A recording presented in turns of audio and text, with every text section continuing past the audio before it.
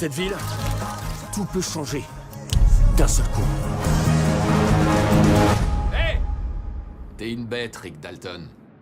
Oublie jamais ça.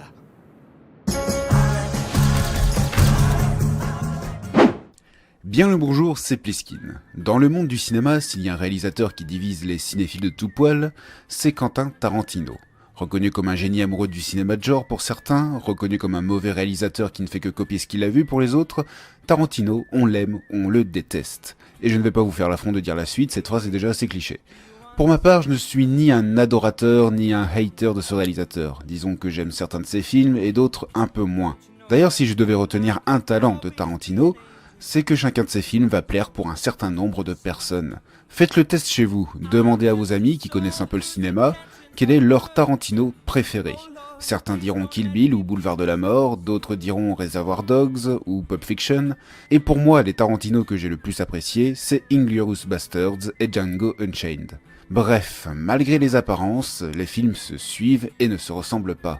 Et j'ai bien dit malgré les apparences. On a certes l'impression que Quentin Tarantino se répète inlassablement au fil de ses films, mais il prouve en même temps que ce qui y a d'important dans sa vision du cinéma, ce n'est pas la forme, mais bien le fond.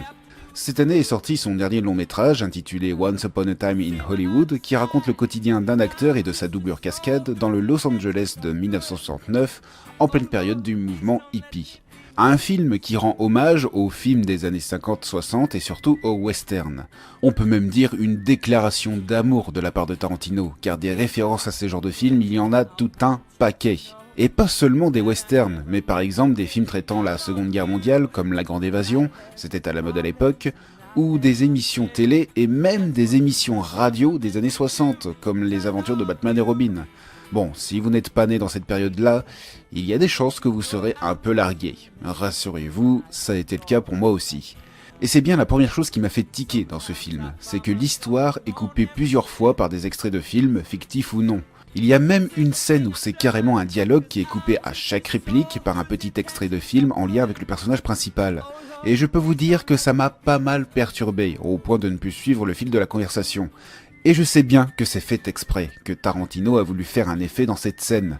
Mais je n'étais tellement pas prêt pour ça. Il me faudra sans doute un second visionnage pour comprendre ce qu'a voulu faire ce petit plaisantin. Ce qui est assez perturbant aussi dans ce film, c'est qu'il mélange plusieurs genres en même temps. Tantôt on a de la comédie, tantôt du drame, tantôt du western, tantôt du thriller, tantôt du slasher. C'est du gloubi-boulga de cinéma de genre. Certes, Tarantino a déjà fait ce genre de film où il mélange 2 ou 3 genres à la fois, mais là c'est un festival.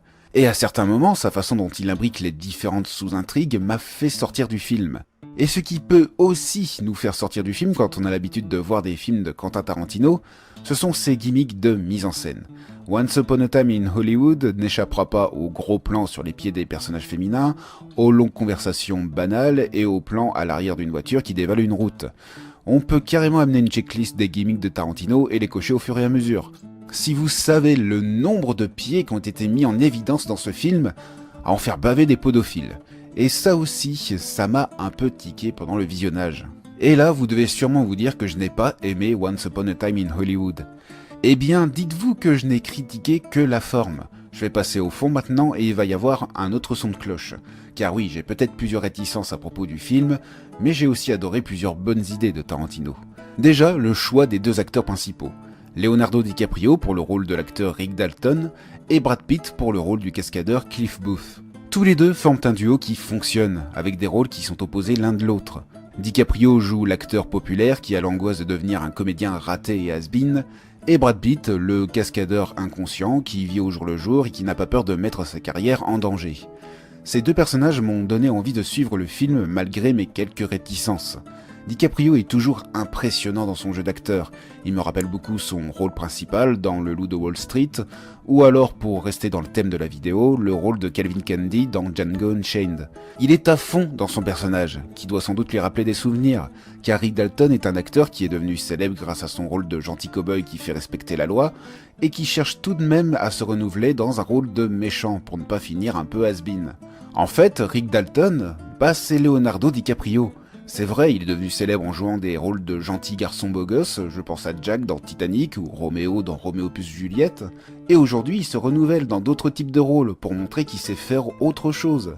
Bon, du coup, pour le rôle de Brad Pitt, c'est un peu moins profond comparé à celui de DiCaprio.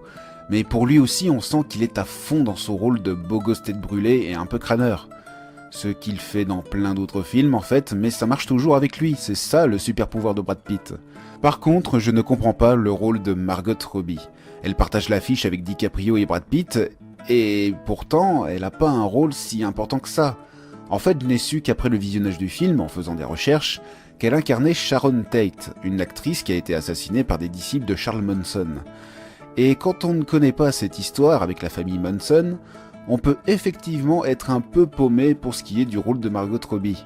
Bon, même si Tarantino a voulu en faire, je pense, un symbole de la passion cinématographique, surtout au moment où l'actrice en question regarde au cinéma un film dans lequel elle joue.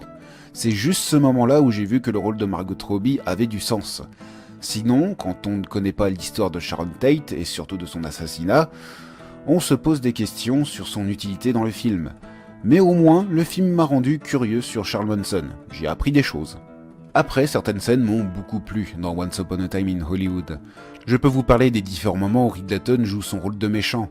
Bon, je l'ai déjà dit, mais DiCaprio joue son rôle à fond, mais c'est surtout parce qu'on a une mise en abîme très bien maîtrisée, avec un plan séquence qui a dû être difficile à réaliser, que ce soit pour les acteurs, pour le réalisateur ou l'équipe technique. Ça tourne autour des personnages, ça zoome, ça dézoome, ça revient en arrière, ça change progressivement de plan. Cette scène m'a retourné le cerveau. Il y a aussi la scène dans le camp de hippies, où là on est plus dans le film à suspense. Et bien sûr, la scène violente à la fin qui est comme une sorte de signature de Quentin Tarantino.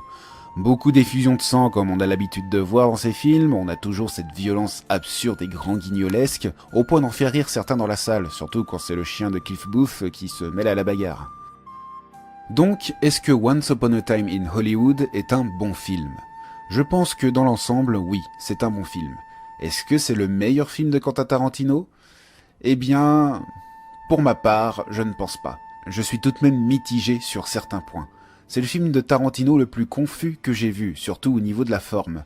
Mais pour ce qui est du fond, là, on reconnaît la patte du réalisateur. Il a fait de ce film une déclaration d'amour au cinéma. Et c'est peut-être pour ça qu'à mon avis, Once Upon a Time in Hollywood va diviser de nombreux fans. Les fans cinéphiles qui connaissent les vieux films des années 60 vont sans doute adorer, mais pour les personnes qui ne sont pas experts comme moi, c'est une pilule difficile à avaler. Au moins ça confirme ce que j'ai dit au tout début, les films de Quentin Tarantino se suivent et ne se ressemblent pas, malgré les apparences. Et voilà, c'est tout pour cette critique. Si vous avez bien aimé la vidéo, n'oubliez pas de mettre un petit pouce bleu. Si vous voulez ajouter quelque chose ou simplement débattre sur le film que je viens de critiquer, vous pouvez poster un petit commentaire. Et si vous ne voulez pas rater les prochaines vidéos de la chaîne, abonnez-vous et activez la cloche. Sur ce, je vous dis ciao, à la prochaine.